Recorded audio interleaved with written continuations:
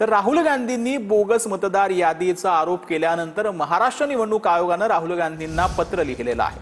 काँग्रेसच्या प्रतिनिधींना याआधीच मतदार यादी दिली होती असं महाराष्ट्र निवडणूक आयोगाने म्हटलंय। राहुल गांधींनी निवडणूक आयोगाला शपथपत्र द्यावं, त्या शपथपत्रामध्ये सर्व माहिती नमूद करावी असं निवडणूक आयोगाने म्हटलंय। खोटं शपथपत्र आणि खोटे पुरावे देणं हा गुन्हा असल्याचं देखील महाराष्ट्र निवडणूक आयोगाने पत्रामध्ये नमूद केलेलं आहे।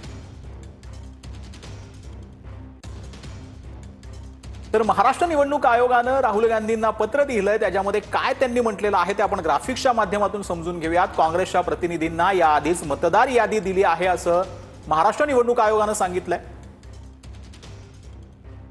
तर मतदार यादीमध्ये बोगस मतदार असल्याचा आरोप तुम्ही केला आहे असं देखील यावेळेला निवडणूक आयोगाने म्हटलंय।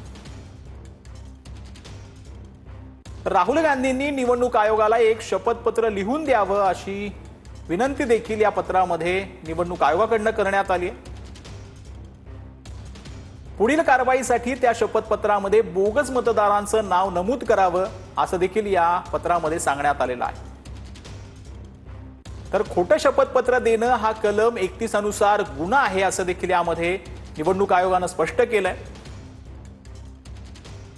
खोटे पुरावे देणं हा भारतीय न्याय संहितेचा कलम 227 अनुसार गुन्हा आहे असं देखील यावेळेला निवडणूक आयोगाने स्पष्ट केलेलं आहे।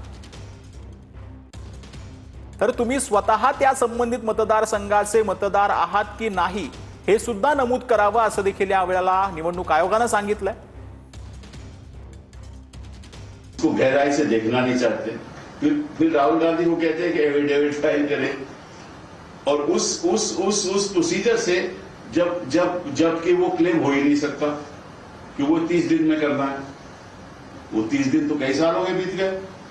मतलब कि अगर इलेक्टरल फ्रॉड हो रहा हो और उस 30 दिनों में आपको पता ना हो तो उसकी कभी जांच हो ही नहीं सकती।